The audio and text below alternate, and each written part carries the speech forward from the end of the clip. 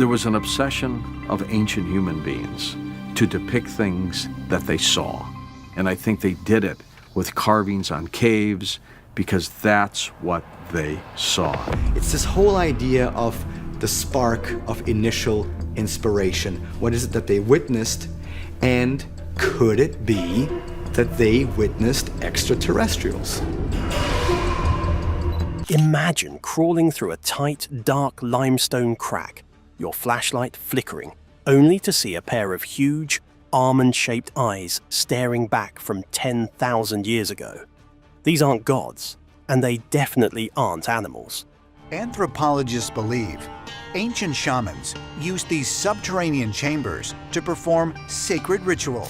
Archeologists are finding impossible rock art that suggests our ancestors weren't alone, and honestly, it's creepy. Just from that little dip here, that it's a mammoth. But beyond that, the artist has also chosen to show the shagginess of its coat. We think we're the masters of Earth's history, but these stone walls tell a much darker story. We need to talk about what's actually watching us from the rock, the astronauts of Valamonica. Deep in the Italian Alps, there's a place called Valamonica. It's home to over 200,000 carvings, but a few of them make mainstream scientists really uncomfortable. These aren't just stick figures hunting deer. We're talking about men wearing what look exactly like modern pressurized helmets. They have lines radiating out from their heads, looking less like halos and more like glowing antennas or light-emitting visors. If you saw a guy dressed like this today, you'd think he was heading to the International Space Station, not out to gather berries. The weirdest part? These aren't isolated doodles. Halfway across the world in the Sahara Desert, at a site called Tassili Niger, there's a massive painting known as the Great Martian God. It's a towering, faceless figure with a round, seamless helmet and a bulky one-piece suit. Our ancestors were absolute masters of drawing anatomy. They knew exactly what a muscle looked like and how a gazelle moved. So why would they suddenly decide to draw a person who looks like a heavy-duty deep-sea diver? Standard archaeology tells us these are shamanic masks or ritual costumes. But let's be real for a second. If you've ever worn a heavy mask in the desert heat, you know it's a nightmare. Why would primitive tribes who lived in skin-to-skin contact with nature obsessively draw beings covered from head to toe in thick, unnatural layers? In these carvings, the beings often hold strange rectangular objects or staffs that don't look like spears. They look like tools. The astronaut theory isn't just a fun what if. It's a response to a visual pattern that spans continents. From the Lolodov Plate to the caves of Japan, the imagery is consistent. Helmets, boots, gloves, and those haunting, oversized eyes. These artists weren't painting metaphors. They were painting neighbors. Neighbors who didn't look like them, didn't breathe like them, and clearly had technology that felt like magic. When you look at the sheer detail of the suit seams and the mechanical vibe of the gear, the ritual explanation starts to feel like a desperate cover-up. Our ancestors were trying to tell us that the sky wasn't empty. It was crowded, and the visitors weren't just passing through, they were watching. But if we're just talking about weird outfits, it only gets weirder when you look at the bodies underneath the suits. The biological inconsistency. Why symbolism doesn't fit. Here's the thing about ancient artists. They were incredibly honest. If a tribe lived off bison, they drew bison with every muscle ripple and horn curve perfectly placed. They lived or died by their ability to observe the physical world. Their survival literally depended on knowing exactly what an animal looked like from a mile away. So, when an archaeologist looks at a 10,000-year-old wall and sees a perfectly rendered, anatomically correct deer right next to a creature with 3 fingers and a head shaped like a giant light bulb, we have a major problem. Mainstream science loves to hide behind the word symbolism. They'll tell you these distorted, creepy figures are just spirit guides or hallucinations from a shaman tripping on fermented roots or mushrooms. But that logic is honestly pretty lazy. If you're hallucinating, you don't usually maintain perfect geometric symmetry. You don't draw specific repeating anatomical errors across different cultures that never met. Why does a petroglyph in the American Southwest show the exact same elongated, slit-eyed face as a carving found in a remote cave in India or a cliffside in Russia? Let's look at what we call the eyewitness theory. If these artists were simply drawing what stood in front of them, the vibe changes from cool art to horror movie. We see figures with joints that bend the wrong way, skin that looks more like scales than flesh, and chests with strange glowing orbs where a human heart should be. In many of these paintings, the aliens are depicted as significantly taller than the humans around them, sometimes twice the size. The humans are often drawn in submissive poses, kneeling or holding their hands up in a mix of worship and pure, raw terror. This isn't just creative license. When you see a three-fingered hand depicted over and over again in rock art across 5 different continents, it's not a weird coincidence. It's a biological record. These artists weren't trying to be abstract or modern. They were trying to document a species that didn't belong in their world. The consistency is the truly not good part. If it was just one guy in one cave having a bad trip, we could ignore it. But when the same creature shows up globally, it starts to look like a census of an occupying force. We aren't looking at ancient art galleries. We're looking at a 10,000-year-old record of beings that didn't share our DNA. This is a reconstruction of Cheddar Man's face. From the DNA, we were able to say that he has dark hair. They weren't from our family tree, but they were definitely in our house. And if you think those strange bodies are unsettling, the legends behind the Australian mouthless giants make the mystery feel a whole lot more dangerous. The Wandjina, gatekeepers or invaders. In the Kimberley region of Australia, the local Aboriginal people have shared stories for millennia about the Wandjina. In the northwest Kimberley region of Australia, ancient cave art depicts beings called the Wandjina. These aren't your typical ghost stories. The Wandjina are depicted as massive cloud-white figures with giant black eyes and no mouths. They are often surrounded by what looks like a shimmering aura or a pressurized helmet. According to the elders, these beings came down from the Milky Way to bring laws and shape the world. But here is where it gets dark. The Wandjina are said to be so powerful that they don't have mouths, because if they ever spoke, the world would be destroyed by floods, fire, and chaos. When you look at these paintings, they don't feel like a tribute to a loving creator. They feel like a warning. The figures are imposing, monolithic, and honestly, they look like they're wearing biohazard suits. The lack of a mouth is the most chilling detail. In many ancient alien theories, communication with these entities isn't done through speech.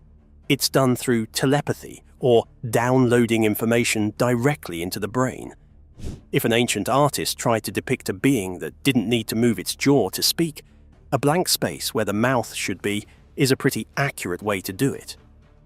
The not good part of the Wandjina lore is the relationship between the beings and the humans. The stories tell us that the Wandjina would punish the tribes if the laws weren't followed. We're talking about catastrophic weather events and sudden deaths. These weren't benevolent space brothers bringing peace and love. They were cosmic wardens. They enforced a strict code and stayed in their high-altitude caves, separated from the lowly humans by a literal barrier of power. Archeologists have tried to classify these as rain spirits because the white paint looks like clouds. But look closer at the detail. The halo around the head often features a series of dots or technical-looking patterns. If you were a primitive human trying to describe a glowing glass visor or a holographic display, you'd probably call it a cloud or a rainbow too. The Wandjina paintings are repainted every few years by the tribes to keep the power alive. This isn't just about preserving art, it's about a deep-seated fear that if the images fade, the gods might actually come back to check on their investment. We have to ask ourselves, why would a culture that is so deeply connected to the land and the voice of the earth dream up a supreme being that is physically incapable of speaking?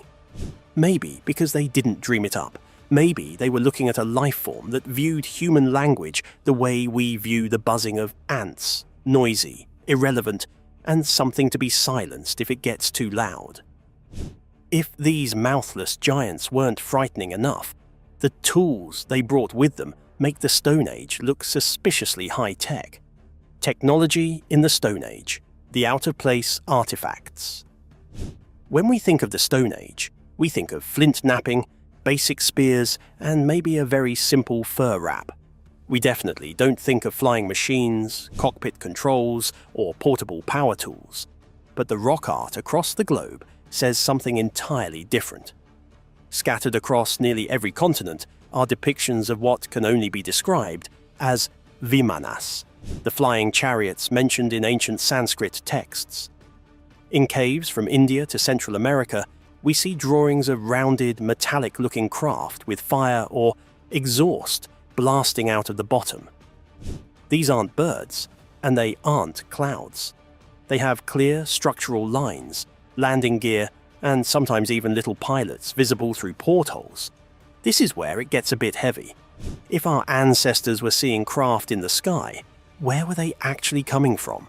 We usually jump to outer space, but some researchers suggest a breakaway civilization. What if a previous version of humanity got really advanced, hit a cataclysmic reset button, and the lucky survivors were seen as gods by the primitive tribes that crawled out of the wreckage? It would explain why the technology in the paintings looks so mechanical. We see figures holding staffs that emit zigzag lines of energy. To a tribal hunter, that's a lightning bolt. To us, it looks like a modern cattle prod or a directed energy weapon. In the Maya region, the famous sarcophagus lid of Lord Pakal is a giant stone carving that looks exactly like a man inside a high-speed cockpit. He's leaning forward, hands on controls, with his foot on a pedal and a breathing tube in his nose. Archeologists insist it's just a symbolic journey to the underworld. But if you showed that drawing to a NASA engineer without any context, they'd ask who designed the rocket engine. The not good part of this tech is the obvious power dynamic. In almost every depiction, the technology is used to dominate. There are carvings of beings using these devices to move massive stones, the kind of megaliths we still can't figure out how they moved, or to strike down enemies from a distance. It suggests that the gods didn't share their toys. They kept the tech for themselves and used it to maintain a terrifying edge over the locals. This wasn't a gift of knowledge, it was a display of force. We're looking at a history where humanity was essentially a labor force, living in the shadow of machines they couldn't even begin to understand. If these paintings are a blueprint of our past, they show a world where we were never the ones in the driver's seat. And while these gods were busy flexing their tech, the people in charge of our history books today are busy making sure you don't look too closely at the evidence. The cover-up. Why it's not good for science. Why haven't you heard more about this?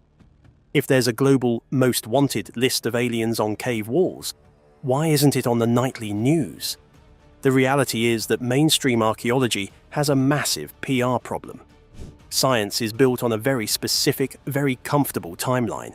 We started as apes, became hunters, discovered farming, and eventually built iPhones. It's a nice, straight line. But these petroglyphs don't just blur that line, they set it on fire. If archaeologists admit that 10,000 years ago, people were drawing beings in pressurized suits, the entire foundation of human history collapses overnight. When a researcher finds something that doesn't fit the linear progress model, it usually gets labeled as an out-of-place artifact, or, more commonly, a hoax. I've seen reports of incredible findings being shoved into museum basements or lost during transport. It's not necessarily a shadowy government conspiracy with men in black suits. It was an obsession of ancient human beings to depict things that they saw. Though that would be cool, it's mostly about protecting careers. If a professor spent 30 years writing books about how ancient humans were simple cave dwellers, they aren't going to be thrilled about a rock carving that shows a grey alien holding a laptop. This academic gatekeeping is dangerous because it leaves us blind to our own origins. By dismissing these paintings as just art or primitive imagination, we're ignoring a massive warning. We're being told that we didn't get here alone, but admitting that means admitting we might not be the top of the food chain. If we acknowledge that non-human intelligence was influencing us back then, we have to acknowledge they might still be influencing us now. Science prefers the safe version of the past, where we are the only smart kids in the class. But the caves tell a story of a classroom where the teacher was a terrifying, mouthless giant with a laser pointer. The cover-up isn't just about hiding aliens, it's about maintaining the illusion of human control. As long as we keep calling these carvings symbolic, we don't have to deal with the terrifying possibility that we were, and maybe still are, an experimental species being watched from the shadows of the rock. But the most chilling part isn't that scientists are hiding the art. It's that the art itself might be a frantic "keep out" sign left by those who knew the truth, the warning. Are the paintings a message? If you look at where these alien petroglyphs are located, a weird pattern starts to emerge. They aren't just in random caves. They are often found in liminal spaces, places where the veil between worlds feels thin. Many of these sites, like the ones in the American Southwest or the mountains of Tibet, are hotspots for what we now call UAP, unidentified aerial phenomena, sightings. But there's a darker physical component too. Some of these ancient alien galleries are located in areas with naturally high radioactive signatures or intense magnetic anomalies that mess with modern equipment. This leads to a terrifying theory. What if these paintings aren't just a history book, but a series of no trespassing signs? Or, worse, a countdown?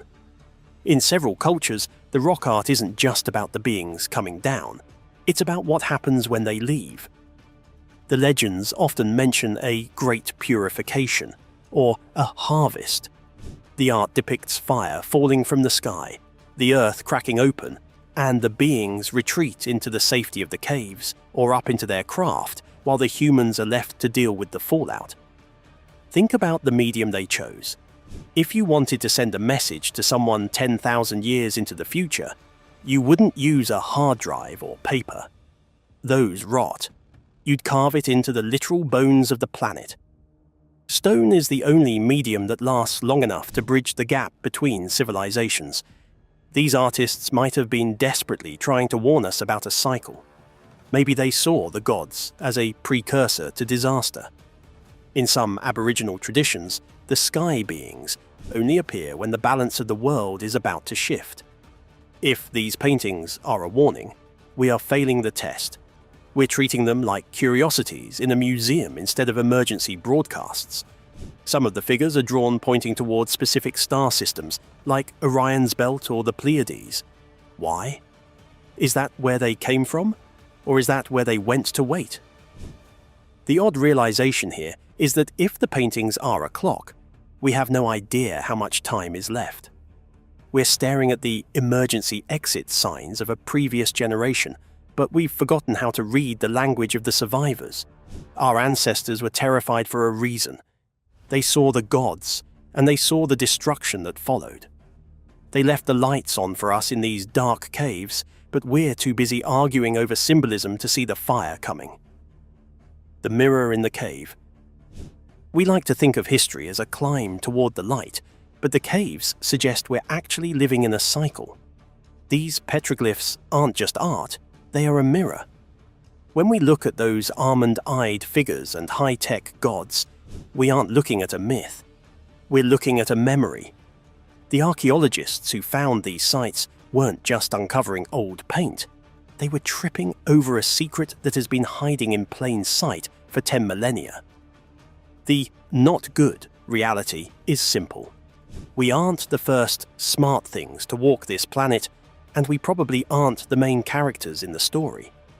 Our ancestors spent their lives carving these images into the hardest rock they could find because they knew we would eventually forget.